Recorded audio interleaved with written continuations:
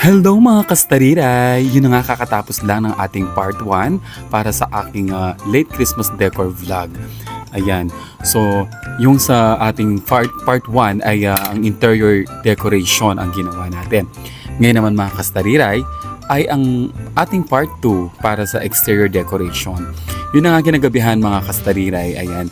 Binigyan ko na ng garland ng aking bintana sa labas ng aking tahanan. Ayan. So naglagay po ako ng garland. Ayan. Ngayon ko lang siya ulit nalagyan dahil mga nakaraang taon na hindi ako nakapaglagay. Gawa nga po ng busy tayo at hindi na natin na didisenyohan ang ating bintana. Nakasama ko nga pala dyan ang aking kapitbahay at ang aking kaibigan na si Justin Cayetano. Ayan. So, habang nagdidesign po ako, chika-chika kami, chika minute kaming dalawa. Ayan. So, nilagay ko na nga pala dyan ang mga Christmas lights at sinubukan ko na rin kung gumagana.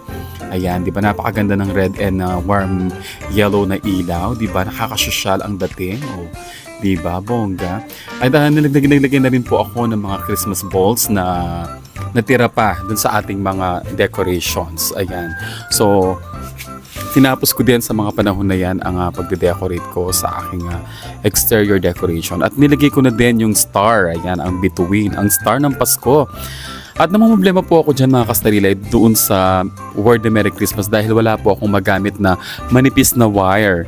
So naghahanap ako, lagi kong sinusukat pero wala akong maano. Kaya nagtagal po ako dyan na wala ako ay parang may nagtulak sa akin na pumunta ako sa chapel. At yun nga nakakita po ako ng mga wire at nailagay ko nga yung word na Merry Christmas sa bintana. Diba? Parang blessing in disguise. Talagang nakakita po ako ng manipis na wire para mailagay ang word na Merry Christmas dyan sa bintana. O, diba, bongga? Ayan, mga simpleng ano lang po yan, ha? Mga simpleng decorations lang. Pero, dahil nga nailagay na natin, na naipagsama-sama natin, ay talaga namang nagmukhang sosyal ang aking bintana. O, diba? Basta may konting kaalaman ka, ay mapapaganda mong bawat dekorasyon. Ayan. At kinabukasan naman mga kastariray, yun na nga, naisip kong dekorasyonan ang puno dito sa likod bahay. Ayan. So naisip ako siyang lagyan ng assorted Christmas lights. Kasama ko nga pala dyan si Angin na Postigo. Ayan, si Apong Lina, ang aking kaibigan. Ayan, araw-araw po siya dito sa amin dahil hindi po siya naiinip at panatag siya kapag magkasama kami. Ayan. So, naglinis po ako at inaayos ko yung puno na tumubo dito sa aming likuran. Ang sabi nila puno ng baliti daw ito. Pero hindi ko alam kung anong klaseng puno ito. Pero naisipan ko siya na dekorasyon na bigyan ng palamuti para naman kahit papano ay kapag tumatambay ako dito sa likod bahay ay may makikita akong magandang good vibes na kumukuti-kuti at may nakadesenyo. O diba? So naglalagay na po ako dyan ng excuse me, nailagay ko na yung Christmas lights. Ayan. At naglalagay na rin ako ng mga Christmas balls sa mga panahon na yan. Ayan. Kasama ko nga po pala si Apolina ulit. Yan, siya po ang pinitutulungan po namin na lagyan ng sinulid ang bawat Christmas balls. Ayan, para maisabit na. Ayan. So parang nagkaroon ng bunga yung puno sa pamamagitan po ng mga Christmas balls. Nainitan ng starire kaya nagpusod po ako ng buhok. Ayan. So busy talaga kami ni Apong Lina dyan sa pagde-decorate sa punong yan. Ayan. So ikot dito, ikot doon. Ayan. So talaga na mga naubos namin. Ito pala mga Christmas balls na ito ay mga patapon na. So, yung iba ay sira na, yung iba ay may mga itim-itim na. Pero hindi ko tinapon dahil nga sa naisip ko na pwede ko siyang ilagay or i-decorate sa puno. Ayan. At ito na nga pala yung finished product ko. Ayan. So, sinindihan ko siya, tinry ko lahat.